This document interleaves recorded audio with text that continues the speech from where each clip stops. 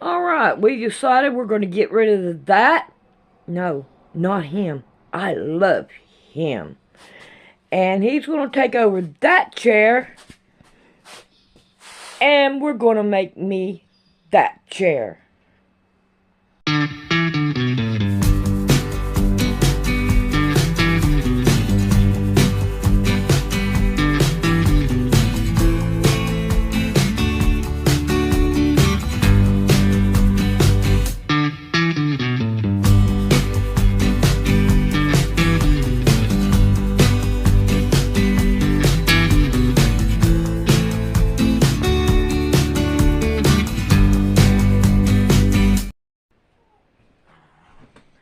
Well, we got Mama Cat down here on the floor.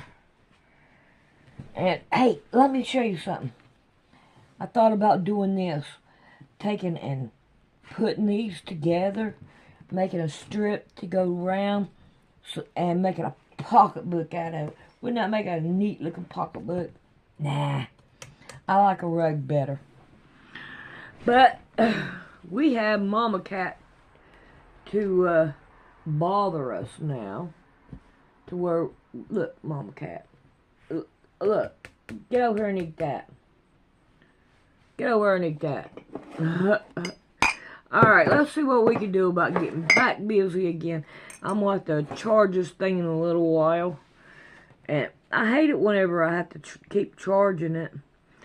But that's part of it, I reckon. That you got to charge it. Mid-North Carolina is poised to become the nexus point, not only for lithium mining, but also for lithium processing sites, as well as EV battery manufacturers and electric vehicle production plants that are rapidly popping up in many parts of North Carolina and nearby eastern Tennessee, and in parts of South Carolina and parts of Georgia. And these production facilities are trying to form a completely integrated head-to-toe operation. We plan to develop Carolina Lithium as one of the lowest cost, most sustainable lithium hydroxide operations in the world, and as a critical part of the American electric vehicle supply chain. Carolina Lithium is a highly strategic project, located within both the renowned Carolina 10 spodumene belt and the U.S. battery belt. The project is being designed as a fully integrated mining, spodumene concentrate, and lithium hydroxide manufacturing operation. There are currently no such integrated sites operating anywhere in the world, and the economic and environmental advantages of this strategy are compelling. And that's all before you get to tiny Spruce Pine, North Carolina, a town that's home to the entire world's main source of high-purity quartz that's needed for semiconductors, with facilities that supply between an estimated 70 to 90% of the mined and processed high-purity quartz used in the entire industry. This one little town, which just got wiped out by the hurricane, although the mines are okay, is so central for not only its quartz, but the proprietary refining processes that the Belgian company that mines this quartz uses, that the Daily Mail ran with the headline that Spruce Pine will help fuel the entire world's AI revolution and power an entire $530 billion semiconductor global industry. So the properties of the minerals in North Carolina are quite unique to the whole world. But right now, we have the government using new technology to help discover new mineral deposits, not just there, but in states all over this country.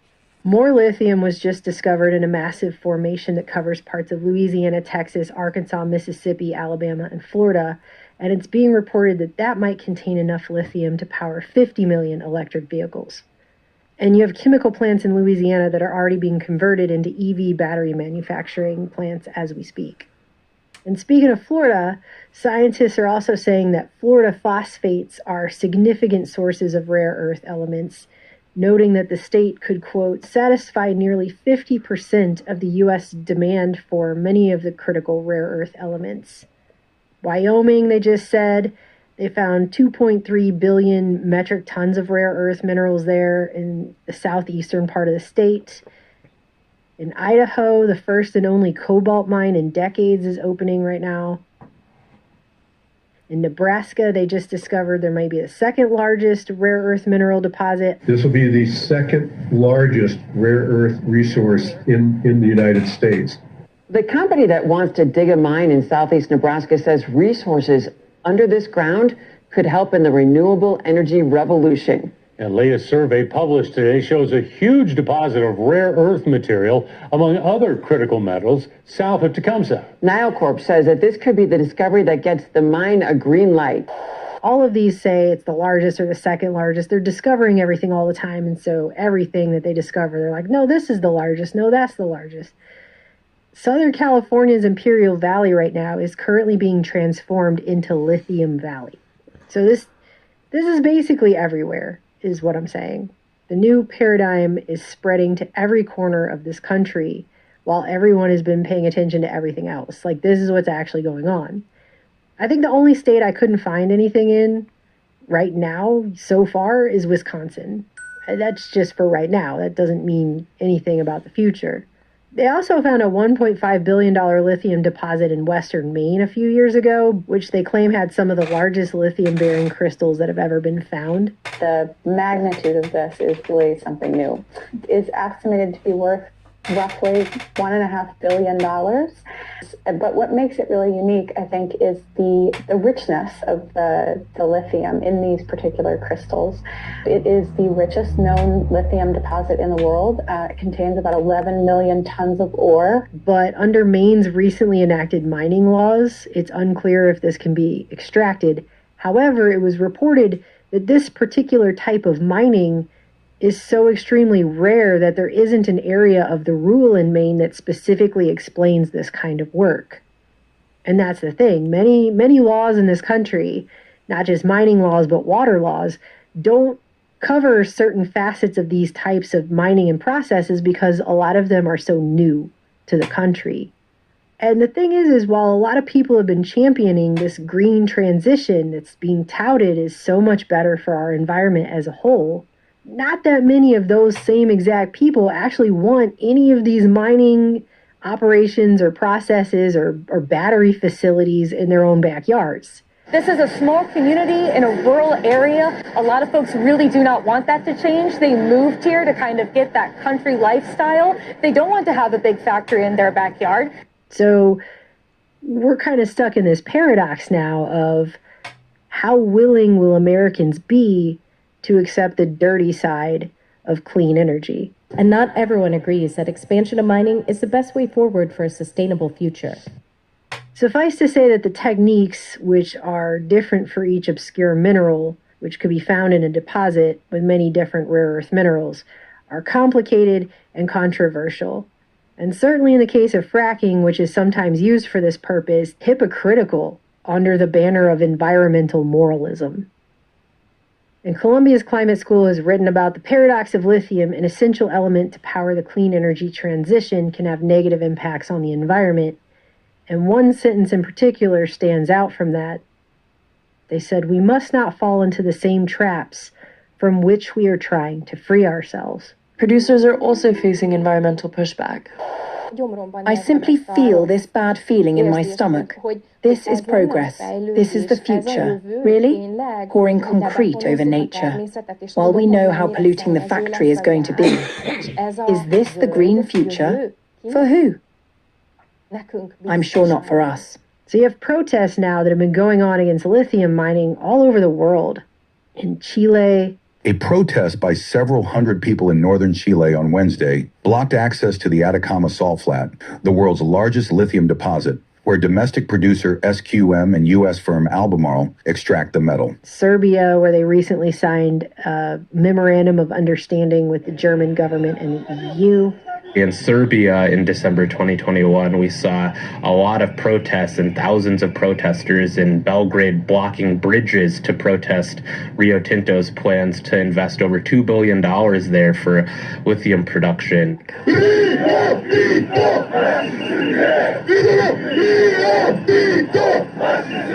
German Chancellor Olaf Scholz paid a surprise visit to Belgrade a few weeks ago to sign a major lithium mining deal with Serbian President Alexander Vučić in a bid to reduce the EU's dependency on China. Germany has ambitions to build 15 million electric vehicles by 2030 to keep its automobile industry afloat, which the German economy is largely dependent upon. But widespread protests are planned across Serbia this weekend, with more than half of the Serbian population rejecting plans to mine in the Idar Valley.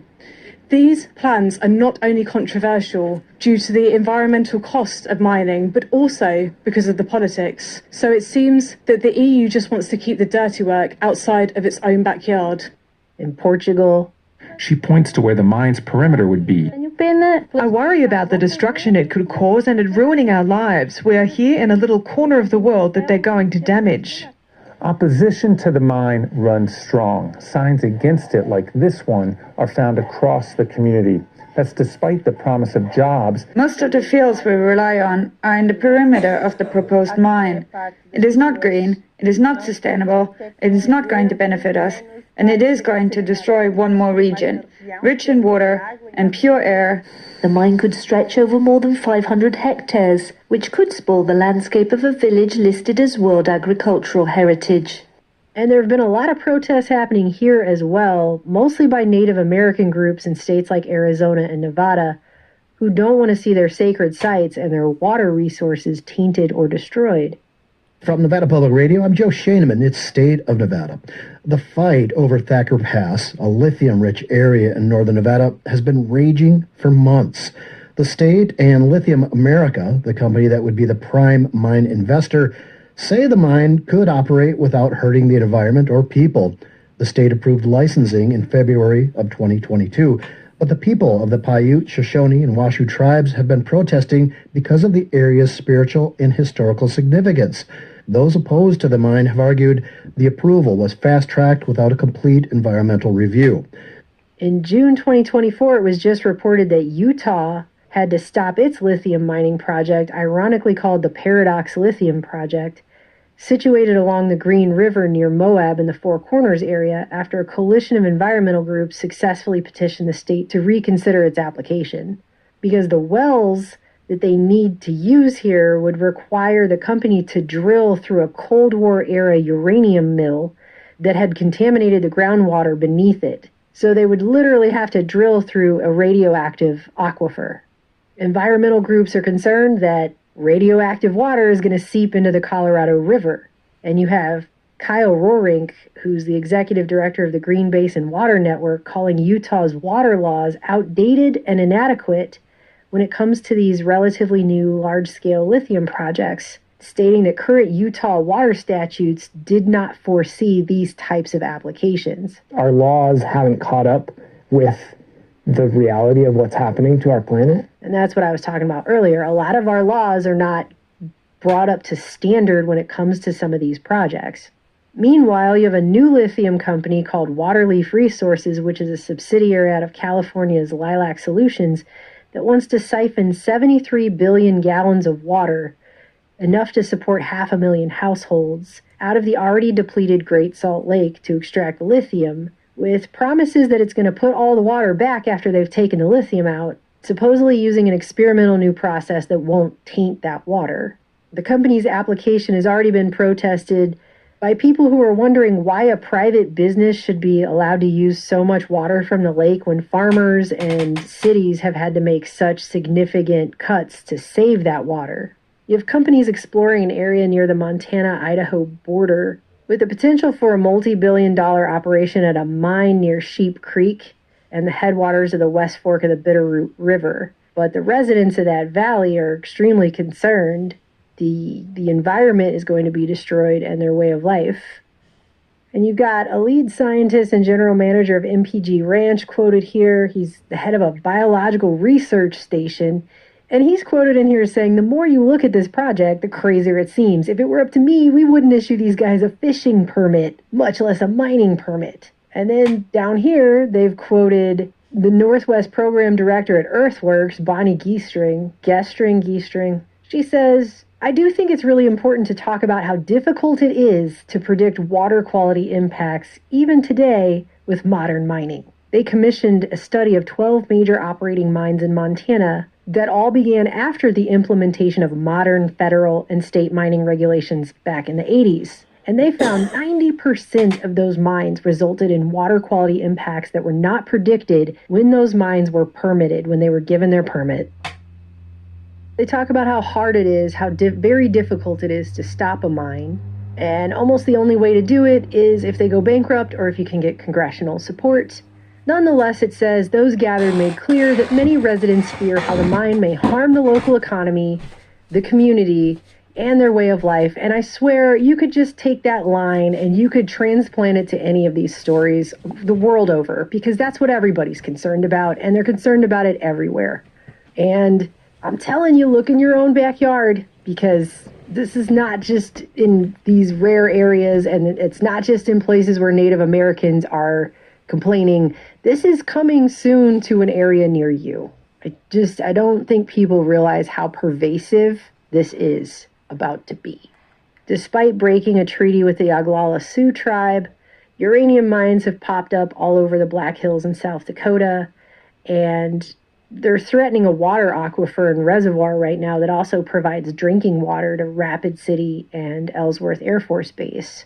So that's already going on, but the Black Hills is another location that's now being proposed for new lithium and rare earth mines. And at least they've said they're going to clarify part of one mining law, part of one they've been using to justify these things. For example, the 1872 mining law that they've been using, which conveys the same rights established through a valid mining claim to adjacent land for the disposal of waste from that mining project. Like, that's a thing. So now they're at least saying, the Department of Interior said we need to obviously take steps to clarify that for the 21st century. Kind of ridiculous we're using 1870s laws for this. But you have Native American groups all over the map, all over Arizona and Nevada and New Mexico, who are fighting back against these things, because some of them are taking place on the sites where multiple massacres by government agents occurred. They are taking place on ancient sacred sites where ceremonies are performed, and those sites are being used by Native tribes. But it's also a gathering and a ceremonial use area because it has our traditional medicines, traditional foods. The obsidian is there that we collect, obviously. So it's just a special place, a sacred area. And Lithium Americas had found that there's lithium minerals there, and now they want to dig it up and mine it out of there for the green rush that's going on in the world. And they're also taking place on areas that have endangered species that only grow, like in the Thacker Pass, Nevada situation that's going on. There's an endangered species of wildflower that literally can only be found there and nowhere else on Earth, right? And some of you might say, well, who cares? Some of you probably don't care who are listening to this right now. But don't you think it's a little ham-fisted and a little bullshit that we've been fed this line our entire lives about how the green, energy transition is so important for the environment. They care so much about the freaking environment. They're going to tell you what kind of car you can drive and where you can drive it and who can even afford it and where that's going to be. And everything's got to be spelled out by some Agenda 21 narrative. But when it comes right down to it, and there's literally an endangered species of plant that grows nowhere else on Earth, if they want to mine that area for minerals and completely wipe that out, they don't give a crap. They do not care, okay? They don't care. So it's the idea that this is about being green or caring about the environment is one of the biggest jokes I think I've maybe ever seen ever told about anything ever, okay? Because we have endangered species acts. We have all kinds of stuff that's been put into place. I mean, the whole precedent for the government owning parklands and all this other stuff is because they're supposed to be protecting and conserving that, right? That's for conservation. But when it comes right down to it, if they decide it's a Cold War 2.0, we got to beat China, which is a phony narrative anyway, and I'm about to tell you why later on in this report, then they'll do whatever. And they don't give a crap about the environment or endangered species or any of that propaganda they've been shoving down everyone else's throats for decades now about what this green future is supposed to be. It's all BS. Because when it comes down to it, they will rip that ground open and take whatever the hell they want. And they really don't care. They don't care about any of this. We got to have arguments about, Indigenous Peoples Day and all that other stuff. They don't care. That's like talking out both sides of your mouth because you're a two-faced liar. All right? That is all that is. It's some PR show. It has nothing to do with the actual reality on the actual ground. They say what will become the largest federally approved lithium mining project operating in the U.S. comes at an environmental cost. The issue of electric vehicles and lithium mining is tricking us into believing that we can have this modern industrial lifestyle that we all enjoy and also solve global warming. It's not going to solve any climate change problem, but it's a major contribution. This facility will help us increase the supply of U.S.-based lithium resources to fuel the clean energy revolution. We're sitting on a gold mine, literally. I think we're a silent majority. I think a lot of people are afraid to say anything about it because they are bringing a lot to the town as far as money.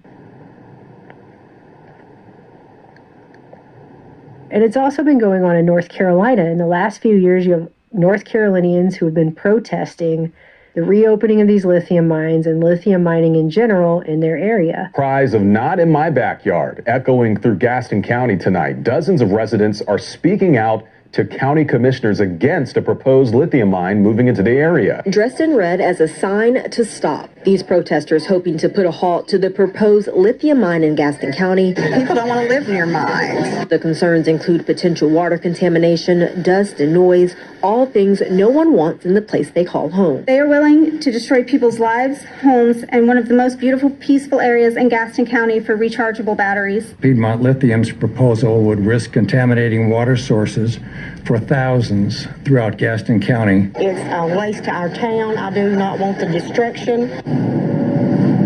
When they first started this, they said they're going to put a solar farm right here. And that would power the whole thing. Well, I did a little bit of research on that. That wouldn't have gotten the first machine running. But a lot of the people out here, they're poor, they don't know how to push. These are the people who've been pushed around all their lives. Giant corporations have pushed them around.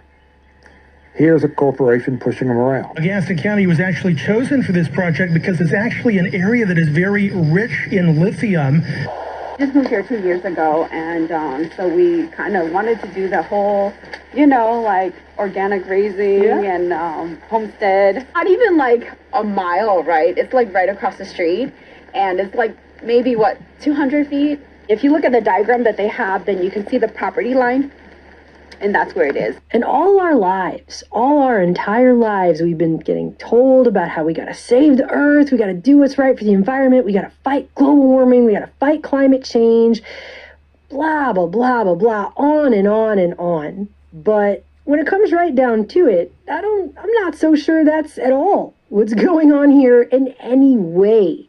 But they just keep repeating the mantra jobs. Neighbors are raising concerns. Yeah, they're worried about possible environmental impacts while the company touts the economic benefits. It's like the dog whistle of the day. Jobs, jobs, jobs, jobs, jobs. The plant has the support of the governor of Michigan, who says it'll bring jobs. Creating high-paying jobs. 24 high-paying jobs. And it's going to bring hundreds of jobs. Thousands of jobs, hundreds of jobs, more jobs. Jobs, jobs, jobs. Marsha. One reporter even had an attitude about it. He was like, what, they're getting jobs? Ford battery plant is heading to the city of Marshall, Michigan, thanks in part to funding from the Inflation Reduction Act. And while the plant is expected to bring tens of thousands of jobs and economic activity to the region, not everyone seems to be happy about its arrival. The objections to the plant, we just saw several billboards indicating that there are people who object to it, are what? Environmental, or the fact that it's going to overwhelm the small town with traffic? What? But these jobs aren't permanent. These jobs are temporary. And they will provide jobs for a period of time. They've even said it, I believe, 10 to 12 years, maybe 15 at the most, lifespan for the project. And by the way, in some of these cases, when they're telling people these jobs are going to pay a lot, that's a moving goalpost too. The the price of the jobs has gone from $60,000 a year to 40 to when we interviewed him, it was more like $24 an hour, and that was with the Chinese nationals averaged in. So it's really about $18 an hour. They are not high-paying jobs. We have not gotten the truth from anything that they've said hasn't been truthful. So, and we don't need jobs. We literally have help wanted all over our whole community. For the life of the project, however long that is, if you don't get a factory in your backyard that's being staffed by foreign workers, which is a thing that's also been happening. It's their livelihood in many cases. There's many farms, and this mine will take that away from them. You know what hasn't been temporary for a lot of these generational people that have been living on this land for all their life, and their father was all his life, and their grandfather was all his life, going back generations? Farming and the other things that people have been doing in these areas. They'll leave with billions, and then the jobs will be gone. And maybe the farms will be gone. And even though these mines have barely gotten off the ground yet, there's already been concerns nearby about pollution. Neighbors in Kings Mountain want to know why a chemical smell is filling the air and what's seeping into their waterways. Like a milky dishwater. It seems soapy. Every morning, Brandy Arnold runs about 6 miles at Kings Mountain Gateway Trail, and for the first time in 8 years, she saw something weird on her route. This is video Arnold took on March 27th. She says she didn't start noticing changes until after Albemarle Lithium Mine got the green light from the city to start drilling on the property. You can see this gray, silver-like mixture coming out of the ground. Brandy Arnold said it used to flow through this area like a dark, milky goo. You could see the gray water seeping into the pond. So I know that if it's clogging up the drain up here, it's also putting all of that into the pond. And now anything that was living is dead. She noticed black bubbling spots appear in the pond. Arnold says normally there are toads making noise in the pond, but for the last couple of days, it's been silent. I threw a rock in. Black came up. Albemarle Lithium responded to our questions about the unknown substance, saying, "We can confirm the substance seen on the Gateway Trail is non-hazardous. It is comprised of rock dust and water that is contained within a system of pipes."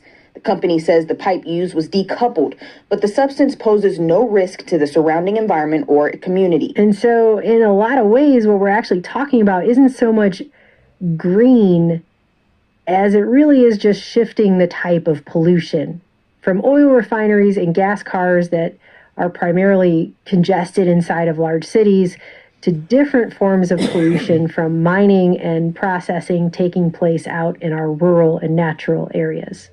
So apparently to save the environment, we have to destroy it, because that makes sense. Community groups concerned about the environment protesting Sunday. This year, their message focused on addressing climate change by raising concerns about energy transition projects in Quebec, such as the Northvolt battery plant. You're building this project that's for the transition, but you're doing it on a place where you have 20 endangered species, a biodiverse forest in a region of Quebec where we really don't have many of those left. And so you're destroying nature to protect nature. It makes no sense. And keep in mind that these lithium-ion batteries have to be charged and recharged with some source of power. And for the time being, that source is overwhelmingly coal-powered electric plants. For better or for worse, that's not likely to change anytime soon. A new multi-billion-dollar electric vehicle factory is nearing completion in Kansas. The project was made possible thanks to funding from President Biden's renewable energy efforts stemming from the Inflation Reduction Act. However, its completion may also mean the continued existence of a nearby coal-fired power plant. That's because keeping this new factory in DeSoto running will require a lot of energy, something government officials were warned about. Electric resource company representatives say the energy needed for this factory requires an amount of electricity equivalent to what is used to power a small city. Not only will EV cars run off of polluting fossil fuels, but widespread adoption by millions could soon challenge grids powering homes and businesses that already face periodic blackouts. Blowing up a mountain for coal mining is wrong. I think blowing up a mountain for lithium mining is just as wrong. Commitment to transforming essential resources into critical ingredients that enable a more resilient world. There's a lot of irony here for the environmental pretense of all this. Dramatic irony, heavy, weaponized irony. A lot of these techniques if they're not altogether counterproductive to clean energy and environmental notions, then they certainly carry a level of hypocrisy. I mean, no doubt there's problems with the oil paradigm that we've lived under for the past century, but it's really not clear how much better this new paradigm is going to be. I could be wrong about that. I'm not an expert on these topics, but the environmental impact of a technology that's supposedly going to make us super environmental just keeps coming up over and over again. As ScienceAlert.com phrased it, finding a source of lithium that doesn't cause more environmental destruction than necessary is key, but a clean solution is complicated. It's complicated.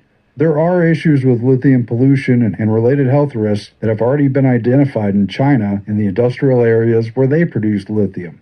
Just one example pointing to that is the ACS publication, Lithium Pollution and Its Associated Health Risks in the Largest Lithium Extraction Industrial Area in China. More importantly, our study found that local residents were suffering potential chronic, non-carcinogenic health risks, primarily from consuming contaminated water and vegetables.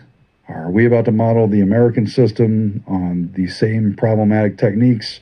I guess we'll find out. Another article from Elsevier and Science Direct reads, soil contamination with lithium could reach the food chain due to its mobility in surface and groundwaters and uptake into plants. High environmental lithium levels adversely affect the health of humans, animals, and plants.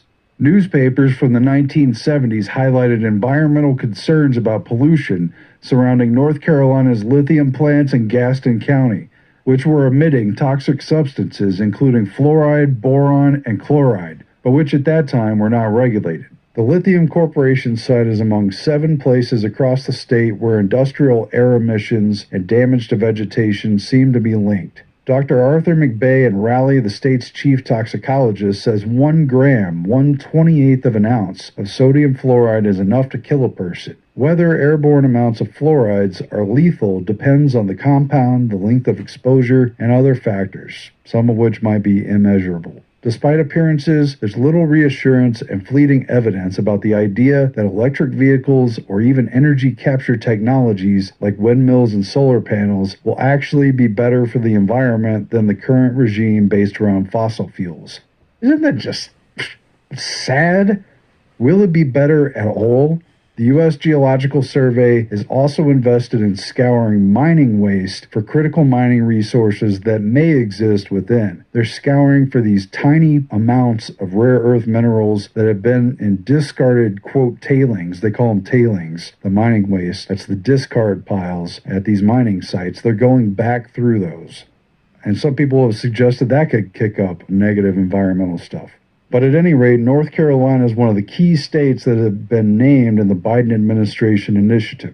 Waste from Florida's phosphate fertilizer industry, its own nightmare of environmentalism, and related to the fluoride in the drinking water situation, this is also being remined for its rare earth elements and could provide a significant gain for the supply chain. But you got to keep in mind the dark side of it. A 1979 article in the Charlotte Observer stated, fluorides released from phosphate mining reached harmful levels in Florida grass several years ago, causing cattle's teeth to fall out.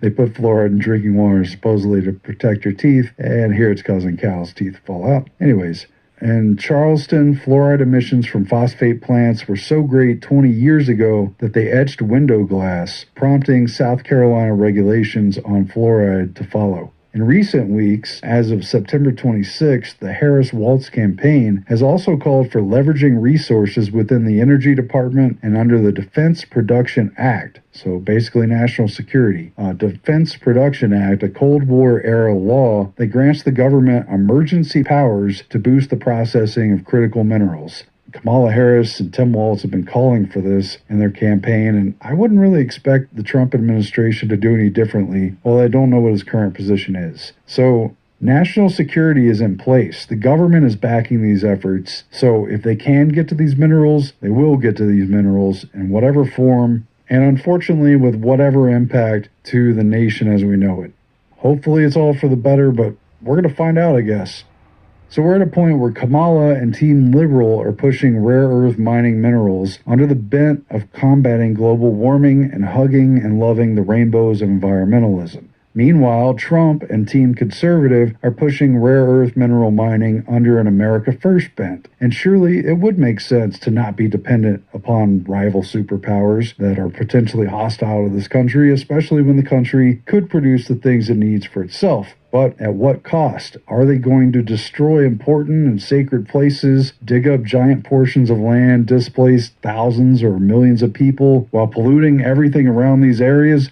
And just be blowing up mountains, literally or figuratively, just to scrape up a few relatively tiny specks of minerals here and there? I mean, the deposit that they're most excited about is a 1.11% concentration. That's the best case scenario. This stuff is very thinly scattered, probably across almost all the landscape. Surely it would make sense not to trash the environment and to come up with a better, cleaner technology to live by. But is that what this is going to be? And by the way, if we're doing all of this because we have to, quote, beat China so they don't dominate us, why then is Illinois giving China over $500 million in incentives to build a $2 billion, 150-acre EV battery plant in Illinois, inside the country, to dominate us? Well, funny you should ask, because apparently that's not the only place that China's building one of these huge plants. Explain to me how big this factory will be. Does it go through this entire area? Oh, yeah. Everything that you could possibly see. And in Michigan, which has been reported as becoming the center of U.S. battery manufacturing, multiple battery plants have been in the process of being put in there that are directly tied to the Chinese Communist Party. The excitement has been mixed with concerns about the factory's impact on the environment and that Ford is collaborating with the Chinese battery company, Contemporary Amperex Technology, to help create the batteries. And I have heard from a number of folks who continually bring up that Ford is partnering with this Chinese company. No! No go on Goshen was the rallying cry for nearly 1,000 residents in Green Charter Township, Michigan today. This is an absolute disgrace, a mockery of the American dream. But the peace here has turned into rage. China's our number one enemy. Number one, Chapman, you don't care, do ya? And they are getting off on the fact that you guys are okay with Communist Party coming to our backyard. Your allegiance is to China. My constituents are not for this. They're not for the communist government, the communist Chinese government in our state. It's just a mistake to be relying on a business that's affiliated with the Chinese Communist Party for our economic future for Michigan.